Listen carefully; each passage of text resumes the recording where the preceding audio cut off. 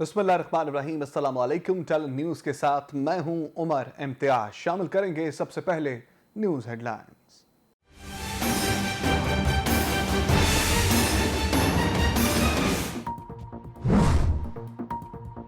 Ukraine पर हमला, NATO ममालिक की तरफ से रूस पर पाबंदियां आयद। रूस ने भी पाबंदियों का भरपूर जवाब देने का ऐलान कर दिया। पाबंदियों का जवाब पाबंदियों से देंगे। रूस मगरबी ममालिक पर बाहमी ताउन की बुनियाद पर जवाबी पाबंदियां आयद करेगा। मॉस्को भी डट गया। नेटो ममालिक की रूस ने गैर मुल्की दरामद पर इन्हिसार कम कर दिया है। बरतानवी एयरलाइंस पर रूसी फिजाई हदूद इस्तेमाल करने पर पाबंदी। इक़दाम रूसी जहाजों की परवाजों पर पाबंदी के बाद किया गया है।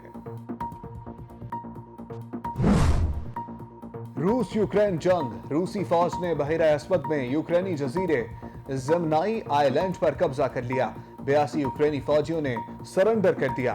रूसी वजारत दिफा का दावा, कहा रूस ने यूक्रेन की 118 मिलिट्री इंफ्रास्ट्रक्चर साइट्स तबाह कर दी। चेर्नोबिल पावर प्लांट की हिफाजत के लिए पैराट्रूपर्स तैनात किए जाएंगे। दूसरी जानिब यूक्रेनी न्यूक्लियर एजेंसी का कहना है कि चेर्नोबिल एटमी प्लांट पर रूसी कब्जे के बाद ताबकारी का अखराज शुरू हो गया है। चेर्नोबिल से गामा शुआओं का अखराज बढ़ रहा है।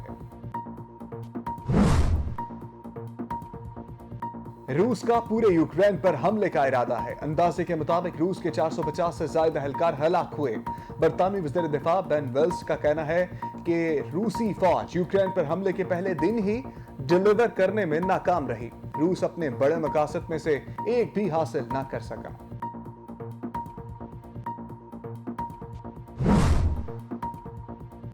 यूक्रेन रूस के साथ नेटो के हवाले से गैर जानिबदार हैसियत में बातचीत के लिए तैयार। मॉस्को में मुज़ाकरात के लिए तैयार हैं। यूक्रेनी सदर व्लादिमीर ज़ेलेंस्की के मुशीर खास मिखाइल पोदोलियाक का बयान में कहना है कि यूक्रेन अमन का ख्वाह है, डरने वाले नहीं। मुज़ाकरात के लिए रजामंदी अमन की मुसलसल कोशिश का हिस्सा है। यूक्रेनी फौज हथियार डाल दे तो मुज़ाकरात के लिए तैयार हैं। रूसी वज़ीर ख़ारजा सरगेई लारोफ ने भी जवाब दे दिया। सदर पुतिन यूक्रेन को जबर और नाजी असरात से आजाद करना चाहते हैं।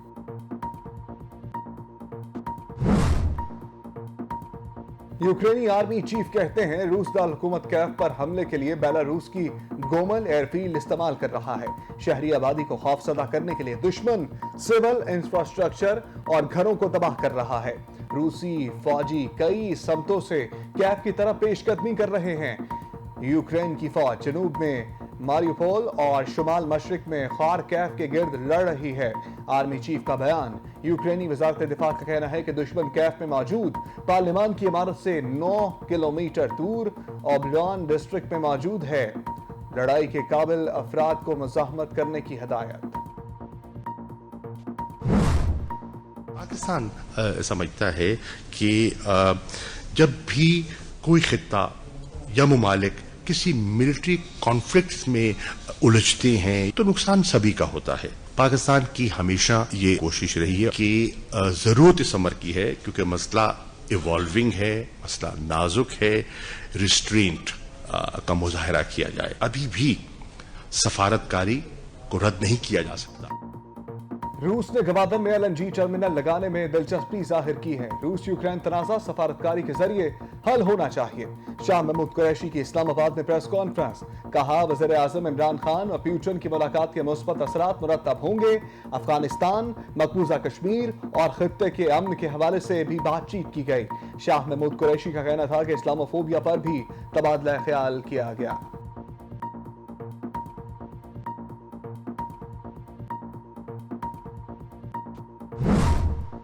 सियासत में खरीदो फरोख्त का बाजार अगर शुरू हुआ तो झाड़ू फिर जाएगा। जो बिकने और बकने वाले लोग हैं वो किसी को शक्ल दिखाने के काबिल नहीं रहेंगे। वरना मैं तो सियासी इंतशार और खलफशार इस किस्म का देख रहा हूं कि इनको लेने के देने पड़ जाएंगे।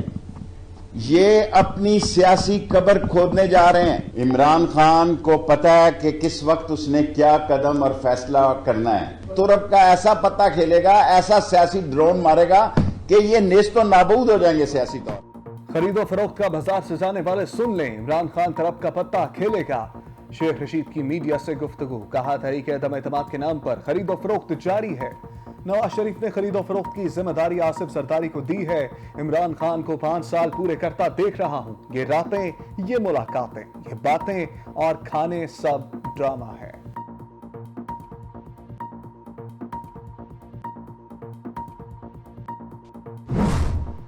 मैं आपसे कहना चाहता हूं कि 3.5 साल गुजर गए हैं, उल्टे हो गए, उल्टे ये इमरान न्याजी गठजोड़ उल्टे हो गए हैं और दिन रात बोहतान लगाते हैं। कभी फलाना चाय वाला भाई तुम्हारे वो चाय वाले जो हैं अपना फॉरेन फंडिंग वो कहाँ गए?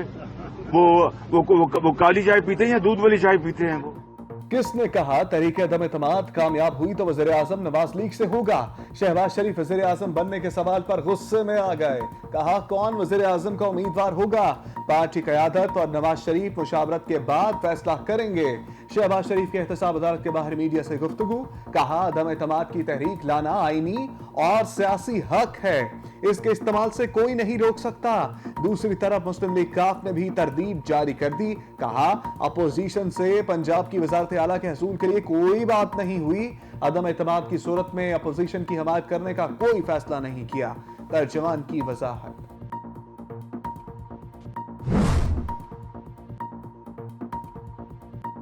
मुआशी हालात दुरुस्त ना किए तो सबकी सियासत खत्म। सरबराह मुस्लिम लीग काफ का सियासतदानों को मशवरा। चौधरी शुजात हुसैन कहते हैं जो लोग हमारी खिदमत करते हैं उनके मसाइल को भी सुनना चाहिए।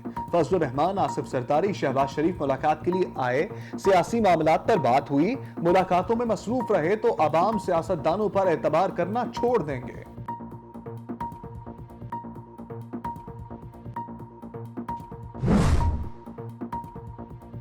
वफाकी वजीर अली जैदी की पीपल्स पार्टी पर लफ्जी गोलाबारी। कहते हैं सिंध में जरदारी माफिया की हुकूमत है, सियासत में दहशतगर्दी सबसे पहले पीपल्स पार्टी लेकर आई थी।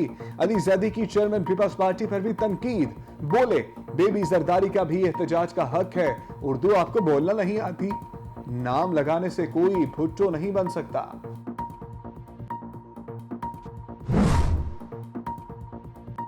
वफाकी वज़ीर इत्तलात चौधरी फवाद हुसैन कहते हैं सोशल मीडिया पर लोगों की इज्जतों से खिलवाड़ किया जा रहा है। पीका कानून की मुकम्मल हमायत करता हूं, ये सियासी नहीं समाजी मामला है। सियासी जमातों को मीडिया इस्लाहात के लिए इकट्ठा होना चाहिए।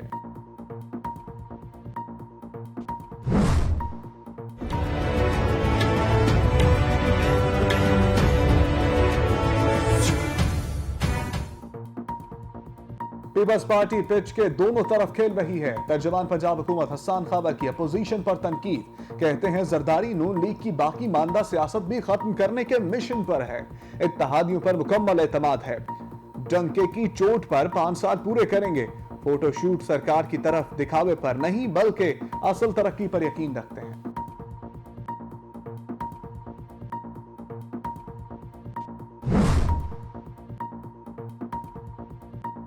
पीपल्स पार्टी की रैली तहरीक इंसाफ के मार्च से बड़ी होगी। वज़ीर इत्तलात सिंध सईद गनी का दावा। कहते हैं पीटीआई ने कराची की तरफ मार्च किया तो जूतों के हार पहनाएंगे।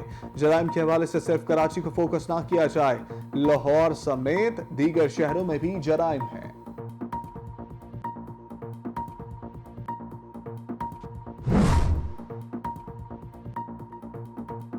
पाक फौज में हिंदू अफसर की लेफ्टिनेंट कर्नल के ओहदे पर तरक्की। कुमार पाक फौज में लेफ्टिनेंट कर्नल के ओहदे पर तरक्की पाने वाले पहले हिंदू अफसर बन गए।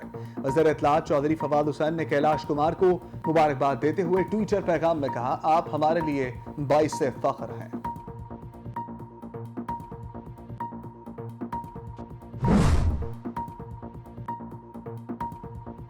नवाज लीग की पीका तरमीमी ऑर्डिनेंस के खिलाफ दरखास्त नाकाबिले समाअत करार। इस्लामाबाद हाई कोर्ट के चीफ जस्टिस अतहर मिनुल्लाह ने रिमार्क्स दिए, सियासी जमातें गैर जरूरी चीजें अदालतों में ना लाएं। अदालतों में आने के बजाय पार्लियामेंट जाएंगे तो वो मजबूत होंगी।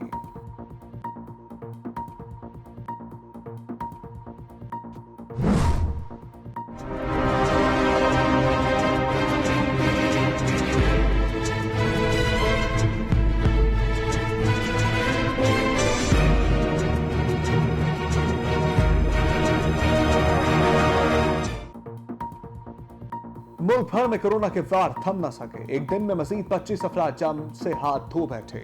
एनसीओसी के मुताबिक गुज़श्ता 24 घंटों में 1122 कोरोना मजीद रिपोर्ट हुए। मुस्बत केसेस की शरह 2.72% रही।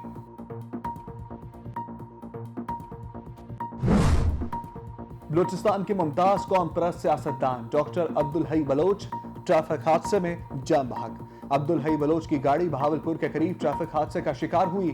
मरहूम कोयटा से लाहौर जा रहे थे। उनकी मैयत अबाई इलाके भाग के लिए रवाना कर दी गई। डॉक्टर अब्दुल हई बलोच मरहूम बलोच स्टूडेंट्स ऑर्गेनाइजेशन के बानी चेयरमैन थे। और PSL 7 इख्तितामी मराहिल में दाखिल। फाइनल तक रसाई के लिए लाहौर कलंदर्स और इस्लामाबाद यूनाइटेड के माबैन कांटे का मुकाबला जारी। जीतने वाली टीम मुल्तान सुल्तान से टकराएगी। गद्दाफी स्टेडियम में तमाशाइयों का जोश और खरोश। दोनों टीमों के शायकीनों में नारेबाजी जारी। चौकों और छक्कों पर खिलाड़ियों की दाद।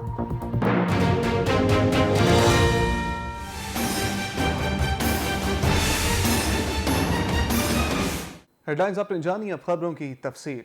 रूस की यूक्रेन में पेशकदमी जारी है। बहरा अस्वद में 2 अहम जजीरों पर कब्जा कर लिया गया। लड़ाई में 13 यूक्रेनी फौजी और 137 शहरी और 300 से ज्यादा जख्मी हुए। रूसी फौज के यूक्रेन पर फौजी अहदाफ पर बैलिस्टिक और क्रूज मिसाइलों से हमले जारी हैं। एयरबेस पर कंट्रोल के लिए दारकूमत कैफ के मदाफात में घुमसान की लड़ाई हो रही है। रूसी हमायत याफ्ता जंगजू भी असलहा उठाए कैफ में दाखिल हो गए हैं। रूसी फौजियों ने चेर्नोबिल एटमी प्लांट पर भी कब्जा कर लिया है। फौजी तंसीबात को 30 से ज्यादा बार निशाना बनाया गया। यूक्रेन की तमाम फौज को हरकत में आने का हुक्म दे दिया गया है। अमेरिका ने मुल्क छोड़ने वाले यूक्रेनी बाशिंदों को पनाह देने की हामी भी भर ली है। यूक्रेनी सदर व्लादिमीर ज़ेलेंस्की इत्तेहादियों पर बरस पड़े। कहते हैं इत्तेहादियों ने धोखा दिया, हर कोई डर रहा है, लड़ने के लिए हमें अकेला छोड़ दिया गया है। यूक्रेनी सदर ने अपने वीडियो पैगाम में कहा, कोई भी साथ देता नजर नहीं आ रहा, हमें किसी से भी खौफ नहीं, हम अपने मुल्क का दिफा बगैर किसी खौफ व खतर के करेंगे। दुश्मनों का मकसद मुल्क को सियासी तौर पर तबाह करना है। यूक्रेन पर हमले पर अमेरिकी सदर जो बाइडन ने रूस के खिलाफ सख्त पाबंदियों का ऐलान कर दिया। अमेरिकी हुकाम ने खदशा जाहिर किया है कि रूस अगले 2 रोज में यूक्रेनी दारकूमत पर मुकम्मल कब्जा करके हुकूमत को खत्म कर देगा। अमेरिका ने रूस के नायब सफीर को मुल्क से निकल जाने का हुक्म दे दिया है। अमेरिकी सदर जो बाइडन कहते हैं रूस को यूक्रेन पर बिला जवाब हमले का जवाब देना पड़ेगा। पुतिन ने सफारतकारी मुस्तरद करके आलमी कवानीन की धज्जियां उड़ा दी हैं। मास्को पहले ही हमले की तैयारी कर चुका था, अब नताइज भुगतना पड़ेंगे। दूसरी जानिब रूसी बैंकों के अमेरिका और बरतानिया में असासे मुंजमद कर दिए गए। अमेरिका ने रूस के नायब सफीर को मुल्क से निकलने का हुक्म दे दिया है। वज़ीर-ए-आज़म इमरान खान रूस का दौरा मुकम्मल करके वतन वापस पहुंच गए। वज़ीर-ए-आज़म ने जोर दिया है कि रूस यूक्रेन सफारतकारी से तनाज़ा खत्म किया जा सकता है। सदर व्लादिमीर पुतिन से मुलाकात के एलामिये के मुताबिक इमरान खान ने रूस और यूक्रेन के दरमियान ताज़ा तरीन सूरत हाल पर अफसोस का इजहार करते हुए कहा, जंग किसी के मुफाद में नहीं, पाकिस्तान को यकीन है सफारतकारी से तनाज़ा खत्म किया जा सकता है। वज़ीर-ए-आज़म ने बढ़ती शिद्दत पसंदी और इस्लामोफोबिया के रुझानात पर तशवीश का इजहार किया और बैनुल मज़ाहिब हम आहंगी की ज़रूरत पर जोर दिया। वज़ीर-ए-आज़म इमरान खान ने कहा, दो तरफ़ा ताल्लुकात को मुस्तक़बिल में मज़ीद वुसअत दी जाएगी। अफगानिस्तान में मुमकिना इक़्तिसादी बहरान को रोकने की ज़रूरत है। पाकिस्तान एक मुस्तहकम पर अमन अफगानिस्तान के लिए आलमी बरादरी के साथ मिलकर काम करता रहेगा। वज़ीर-ए-आज़म ने शंघाई ताउन तंजीम समेत मुख्तलिफ फोरम्स पर पाक रूस ताउन और हम आहंगी पर जोर दिया। वज़ीर-ए-आज़म ने मकबूजा कश्मीर में इंसानी हकूक की संगीन खिलाफ वर्जियों का मामला भी उठाया।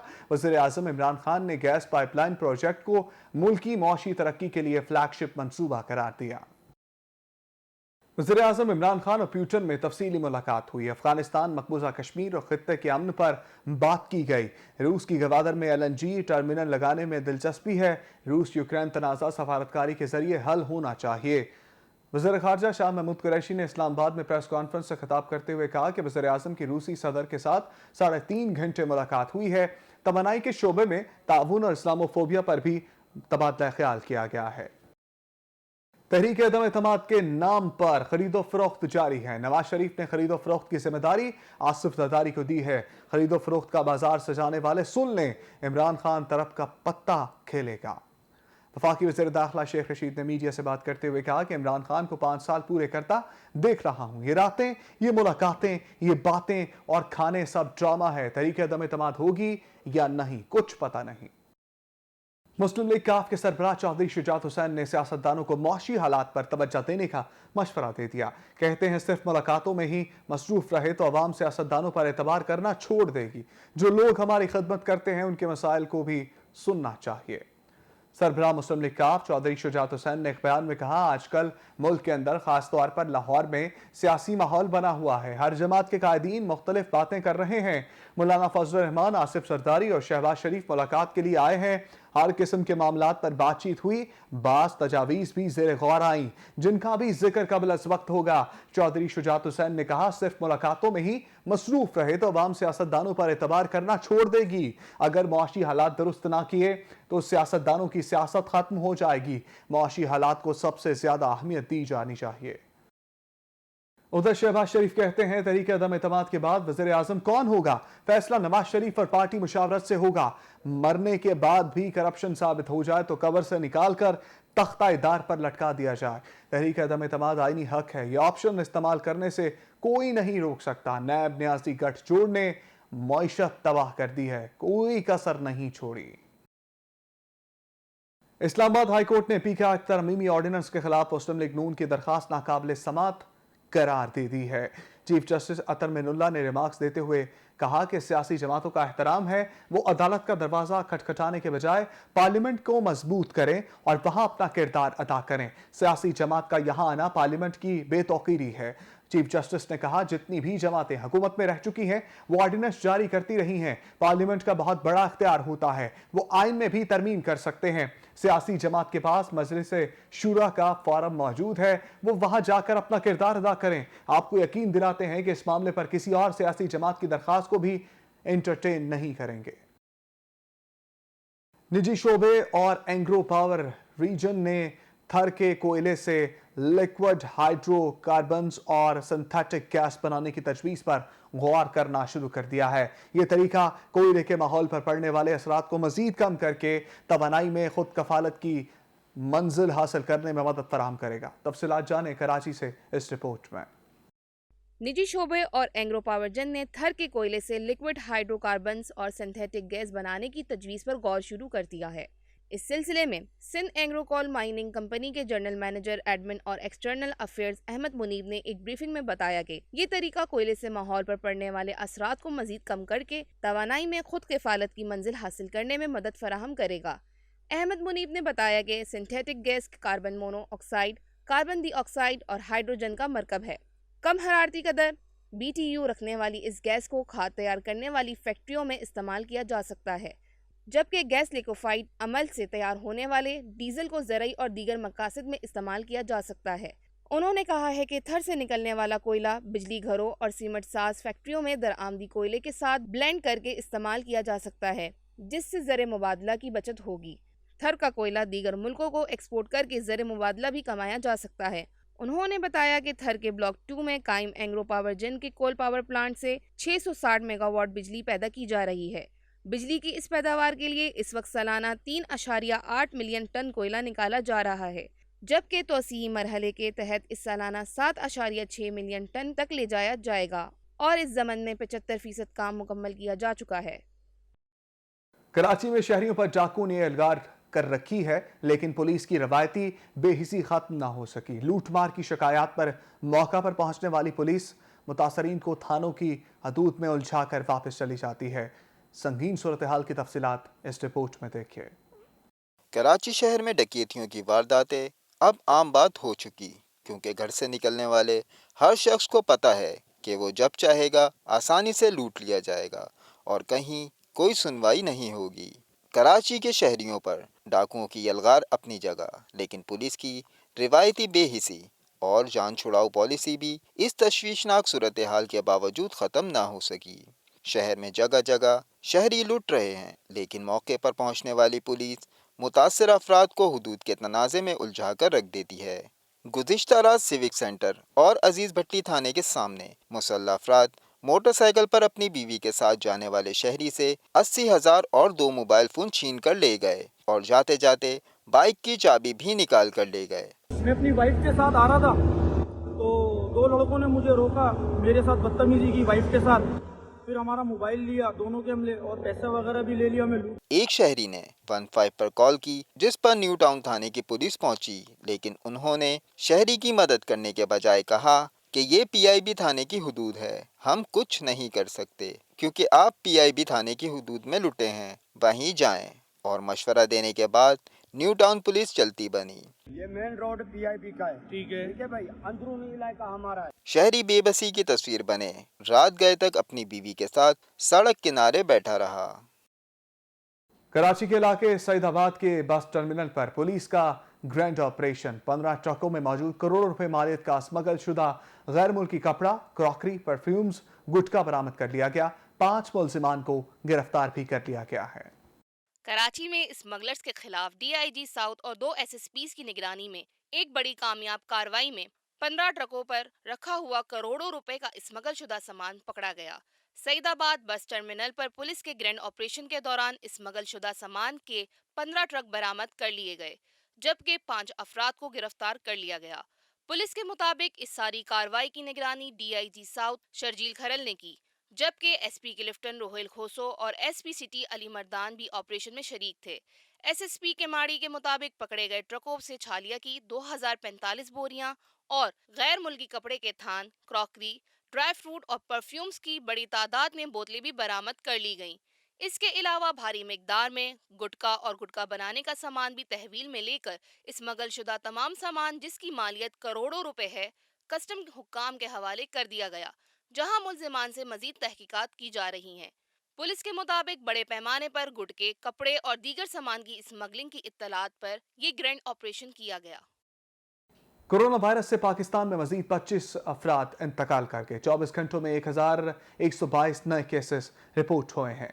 मुल्क में 24 घंटे के दौरान मुस्बत केसेस की शरह 2.72% रही है, जबकि मजीद 25 मरीजों के इंतकाल से अमवात की तादाद 30,000 से तजावुज़ कर गई है। नए केसेस से में 122 की तस्दीक हो चुकी है, जिनमें कोरोना वायरस की तस्दीक है, जबकि 50 से भी ये तजावुज़ कर गई है। इसके साथ साथ हज़ारों अफराद जो हैं वो सेहतियाब भी हो चुके हैं, जबकि 1186 मरीजों की हालत तशवीशनाक है। अब बुलेटिन में शामिल किया जाएगा मौसम का हाल।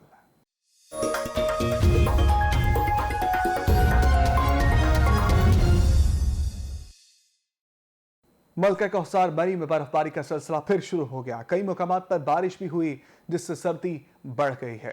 मरी गुज़श्ता 2 रोज से बादलों की लपेट में है। सुबह सवेरे बारिश हुई और फिर हल्की बर्फबारी का सिलसिला भी शुरू हो गया। महकमा हाईवे की मशीनरी समेत तमाम मुतल्लिका इदारों को अलर्ट जारी कर दिया गया है। महकमा मौसमियात ने बर्फबारी का सिलसिला 24 घंटे वक्फे से जारी रहने की पेशगोई की है। अब कुछ खबरें खेल के मैदान से।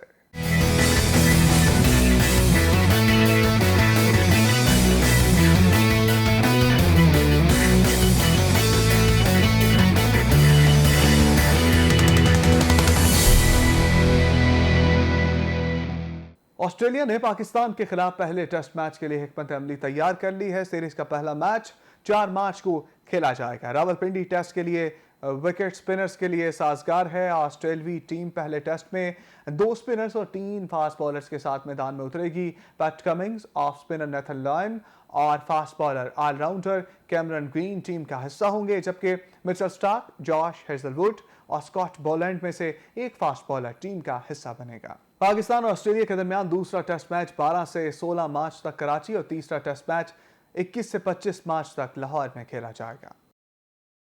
और न्यूज़ स्टूडियो से फिलवक्त के लिए इतना ही। मज़ीद खबरें और अपडेट जानने के लिए रहिए टैलेंट न्यूज़ के साथ।